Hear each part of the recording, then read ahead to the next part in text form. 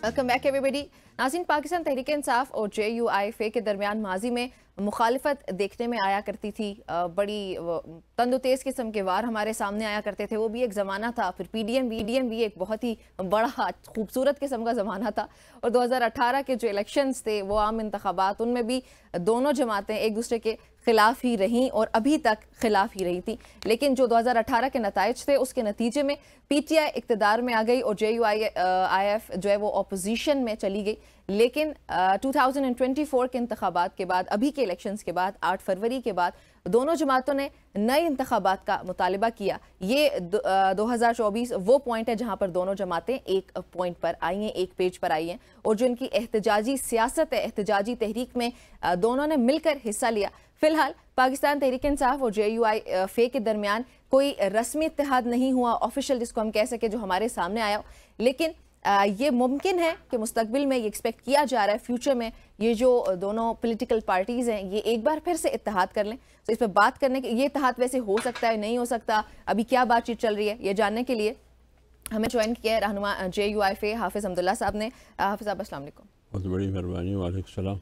अच्छा, सबसे पहला सवाल तो मेरा आपसे ये होगा कि कल ब्रेकिंग न्यूज़ चलती रही पूरा दिन और जो फैसला आया पाकिस्तान तहरीक इंसाफ का, बरी कर दिया शाह महमूद कुरैशी और इमरान खान को, इस पे JUIF का क्या कहना है? बिस्मिल्लाहिर्रहमानिर्रहीम। बहुत शुक्रिया। देखिए, ये महज अदालती और कानूनी फ़ैसला था। ये जंग, ये लड़ाई, एक तरफ फ़रीक आप समझो कि रियासत और हुकूमत फ़रीक थी और दूसरी तरफ फ़रीक पाकिस्तान तहरीक इंसाफ और इमरान खान फ़रीक थी। अब दोनों की आपस में लड़ाई न डी चौक पर थी न किसी और प्ले ग्राउंड पर। एक कानूनी जंग थी। एक फ़रीक ने यह साबित करना था कि इमरान खान ने वाकई जुर्म किया है या नहीं। दूसरे फ़रीक ने यह साबित करना था कि मैं न मुलज़िम हूँ न मुजरिम हूँ। लेकिन बदकिस्मती ये है कि फ़रीक़ैन ने सियासत के लिए, एक फ़रीक ने अपने वज़ारत उज़्मा के ज़माने में साइफ़र हाथ में थमा कर अमेरिका को मुखातब किया कि मेरा तख्ता उलट गया और मेरा तख्ता को उल्टा गया अमेरिका के इशारे पर।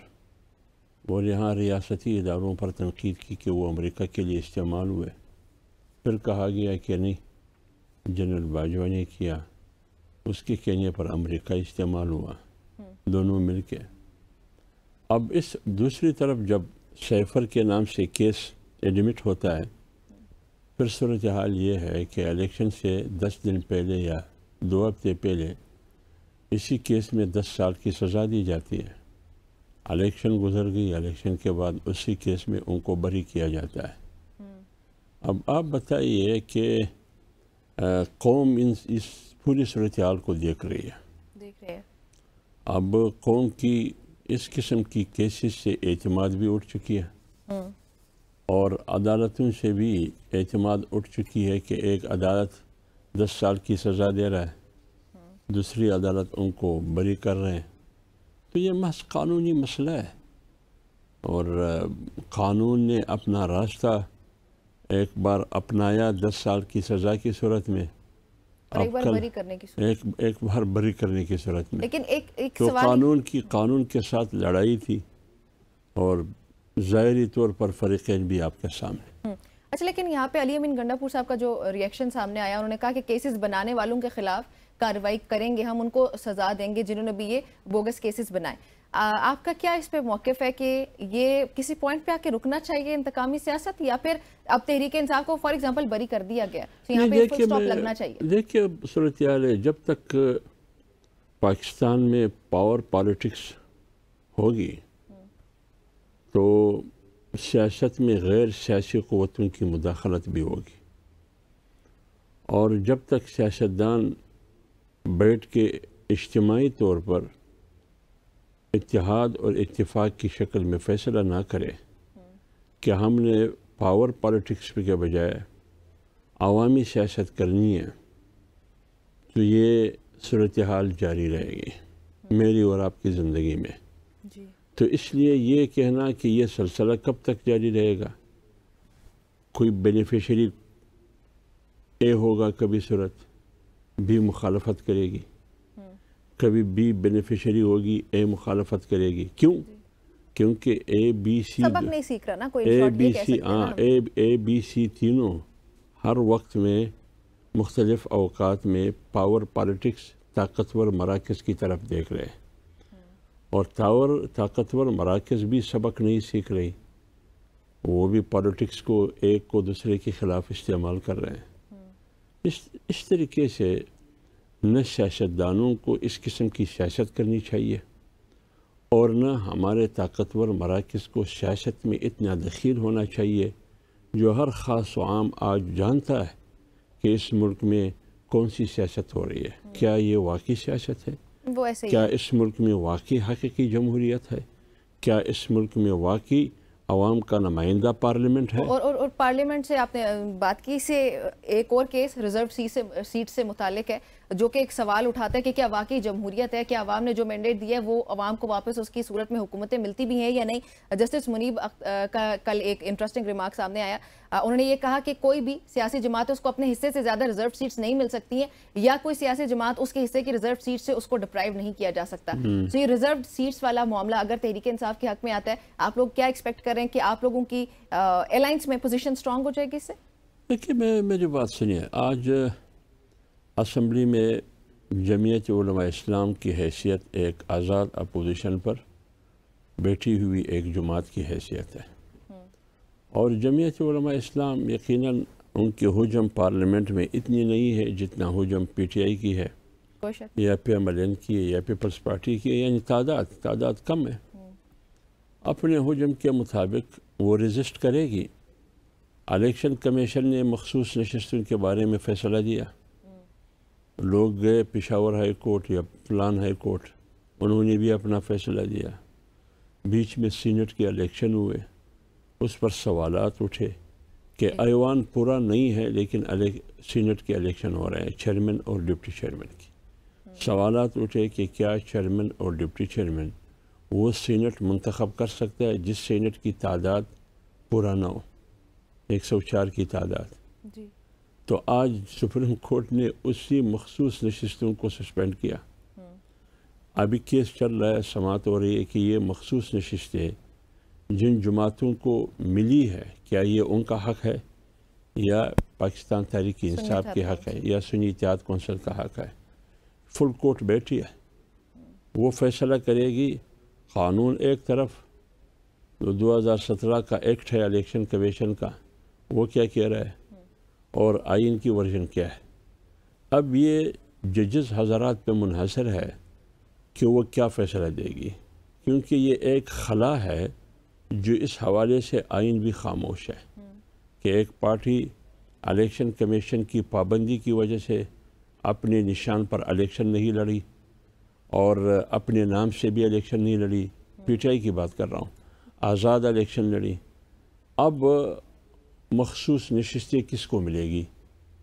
اس پارٹی کو جو اپنے نشان پر اپنے نام پہ نہیں لڑی. الیکشن رولز 2017 تو موجود ہے نا، اس کے جو رول 94 اس کی ایکسپلینیشن بھی یہی ہے کہ جو سمبل اگر لے لیا جاتا ہے تو اس کے جو اراکین ہیں وہ آزاد لڑتے ہیں، پھر ان کے پاس یہی پوائنٹ ہے کہ وہ کسی اور جماعت کا حصہ بن سکتے ہیں. اب وہ ایک سیاسی معاملہ ٹیکنیکلٹیز میں تو اگر جائیں تو وہ کافی ڈیٹیل ہے. لیکن یہاں پہ ایک اور سوال میرے ذہن میں آ رہا ہے کہ آپ لوگ، آپ کی جماعت اور تحریک انصاف، یہ خبریں ہمارے سامنے آ رہی ہیں کہ الحاق کریں گے، سو آفیشیل کیوں نہیں کرتے اس کو ابھی تک؟ دیکھیے میری بات سنیے، جمعیت علماء اسلام، ایک تو بنیادی اصولی بات جمعیت علماء اسلام کی کیا ہے. آپ کو بخوبی معلوم ہے کہ 8 فروری کے الیکشن کے بعد سب سے پہلے جمعیت علماء اسلام واحد سیاسی جماعت تھی کہ انہوں نے ریزسٹ کیا، انہوں نے اپنا موقف اور بیانیہ قوم کے سامنے رکھ دیا. باقی ساری پارٹیاں خاموش تھیں. وہ یہ کہ ہم اس نتائج کو جو 8 فروری کو سامنے آئے تسلیم نہیں کرتے اور اس کے خلاف تحریک چلانے کا اعلان کرتے ہیں. پارلیمنٹ کو ہم عوام نمائندہ پارلیمنٹ نہیں سمجھتے، یہ طاقتور قوتوں کی پارلیمنٹ ہے. تو جب بیانیہ یہ تھا، اس کے بعد پی ٹی آئی کی وفود بار بار آئے اسد قیصر اور عمر ایوب کی قیادت میں.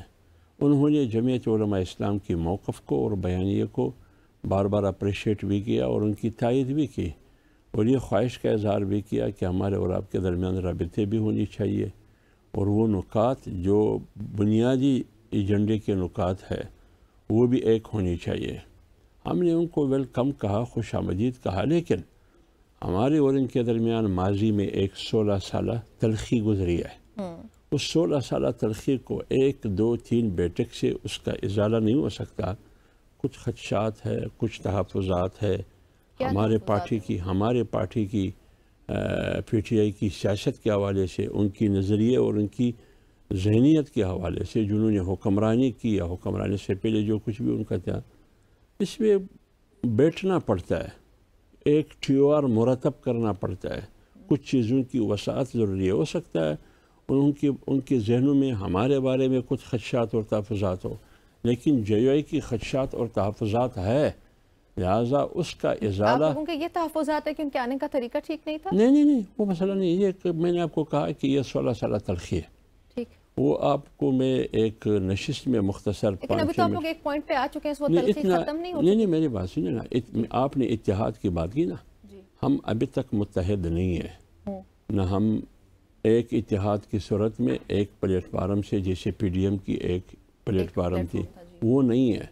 وہ اپنے طریقے سے 4-5 جماعتوں کا اتحاد ہے، وہ اپنے طریقے سے تحریک چلا رہے ہیں۔ جمعیت علماء اسلام تنہا اپنے طریقے سے یہ موجودہ سسٹم کے خلاف، دانلی زدہ الیکشن کے خلاف، اور غیر سیاسی اشرافیہ، غیر سیاسی قوتوں کی سیاست میں مداخلت کے خلاف، رول آف لا اور آئین پر عمل درآمد، اس کے لیے ہم، اور پارلیمنٹ کی سپریمیسی کے لیے ہماری جدوجہد ہے۔ باقی ہم اپنے طریقے سے تحریک چلا رہے ہیں۔ تو مطلب ہم یہ سمجھیں کہ پاکستان تحریک انصاف اور جے یو آئی ایف ایک ساتھ ہو کے ہمارے سامنے نہیں آئیں گے ابھی؟ نہیں، فی الحال یہ فیصلہ نہیں ہوا ہے کہ پی ٹی آئی اور جمعیت علماء اسلام ایک پلیٹ فارم پر کھڑی رہے گی، ابھی تک یہ فیصلہ۔ آپ لوگ اکیلے کریں گے؟ فی الحال ہم اکیلے، آپ کو معلوم ہے کراچی میں بھی ہم نے کیا، بلوچستان میں بھی نہیں، تحریک ہماری جو ہے عوامی اسمبلی کے نام، ابھی تک ہم یہاں تک پہنچے نہیں ہیں، دونوں پارٹیاں یہاں تک پہنچے نہیں ہیں کہ وہ بیٹھ کے یہ فیصلہ کرے کہ تحفظات کس طرف سے ہے۔ ابھی تک نوبت یہاں تک آئی نہیں ہے، ابھی تک صرف رابطے انہوں نے کیے، ابھی رابطوں کی حد تک ہے۔ اصل آفیشلی رسمی طور پر بیٹھنا، پھر یہ اس سوال کا جواب دینا جو آپ نے کیا کہ ڈیڈ لاک کہاں ہے، یہ تو اس وقت ہو سکتا ہے جب آپ نکات سامنے رکھے، ایک ٹیوار مرتب کرنے کا باقاعدہ عزم رکھے، پھر یہ سوال بنتا ہے کہ ڈیڈ لاک کیوں ہے۔ ابھی تک ہم وہاں پہنچے نہیں ہیں، ابھی تک صرف رابطے صرف ہوئے ہیں، اور آپ لوگ صرف ایک پوائنٹ پہ جو آپ لوگوں کا سیم ہے کہ 8 فروری کے الیکشن کے بارے میں جے یو آئی کا جو فیصلہ ہے، پی ٹی آئی بھی یہی کہہ رہی ہے، وہ ایک بس وہ پوائنٹ سیم ہے، باقی آپ لوگوں کی کچھ تلخیاں بھی چل رہی ہیں۔ ٹھیک ہے، اچھا مولانا صاحب کا اس پہ کیا کہنا ہے؟ وہ کیا کہتے ہیں کہ اگر تحریک انصاف مزید آگے بڑھنے کی کوشش کرتی ہے تو پھر آپ لوگ یہ ڈیڈ لاک ختم کریں؟ لیکن وہ میں نے آپ کو کہا کہ اس کے لیے یہ رابطے بھی ضروری ہے، اس کے لیے باقاعدہ آفیشلی طور پر بیٹھنا ضروری ہے۔ دونوں پارٹیوں کی طرف سے آفیشلی طور پر ایک کمیٹی، اگر فیصلہ ہوتا ہے کہ ہم ایک پلیٹ فارم سے اتحاد کی صورت میں تحریک چلائیں گے موجودہ سیاسی جو سسٹم ہے اس کے خلاف، یا نہیں چلائیں گے، اس کے لیے باقاعدہ آفیشلی طور پر فیصلہ کرنا ہوگا۔ جب دونوں پارٹیاں بیٹھ کے یہاں تک اس نقطے پر پہنچتی ہے کہ ہم نے اکٹھے چلنا ہے، اس کے بعد دونوں جماعتوں کی طرف سے ہو سکتا ہے کمیٹیوں کی تشکیل ہو، پھر وہ ٹیوار مرتب کرنے کے لیے بیٹھ جائے آفیشلی طور پر۔ ابھی تک دونوں پارٹیوں کی طرف سے یہ نوبت نہیں آئی ہے کہ ہم ایک کمیٹی، دونوں طرف کمیٹیاں ہوں، پھر ایک ٹیوار مرتب کرنے کی ہم آفیشلی طور پر ایک اعلامیہ سامنے لے کے آئے، ابھی تک نوبت یہاں تک نہیں آئی ہے۔ تو ایک تو ان کی قیادت بھی جیل میں ہے، تو یہاں پی ٹی آئی کی خواہش تو یہی ہے کہ ہم اتحاد کی صورت میں تحریک چلائے، لیکن فی الحال فیصلہ نہیں ہوا ہے۔ چلیں ٹھیک ہے، اچھا سیاسی نقطہ نظر سے اگر دیکھا جائے تو یہ اگلے 3-4 مہینے بجٹ بھی آنے لگا ہے ابھی، یہ آپ ان کو کیسے دیکھتے ہیں؟ دیکھیے، میں ایک بات اصولی طور پر عرض کر رہا ہوں، میں ایک سیاسی کارکن ہوں، ایک سیاسی پارٹی سے تعلق ہے، جمعیت علماء اسلام سے۔ یہ موجودہ جو حکومت ہے، اس حکومت کو جن پارٹیوں کی صورت میں بھی ملک میں رول کر رہی ہے یہ حکومت مرضی سے نہیں ہے، ایک بات۔ دوسری بات یہ ہے کہ اس کی مینڈیٹ یہ عوامی مینڈیٹ نہیں ہے، اور اس حکومت کو زبردستی بٹھایا گیا ہے۔ ہمیشہ میں ایک بات کرتا ہوں کہ یہ ایک ایسی سیاسی شادی ہے حکومت کے ساتھ ان پارٹیوں کی، جس کو آپ سیاسی شادی بالرضا نہیں کہہ سکتے، یہ بالجبر ہے۔ اب آپ بتائیے، جب شادی بالجبر ہو وہ کتنی دیر تک چلے گی؟ اور اس شادی کو، اس نکاح کو، سیاسی نکاح کو کیا نکاح کہا جا سکتا ہے جب ایک فریق راضی نہ ہو، دوسری طرف سے آپ اس پر کوئی مسلط کر دیں؟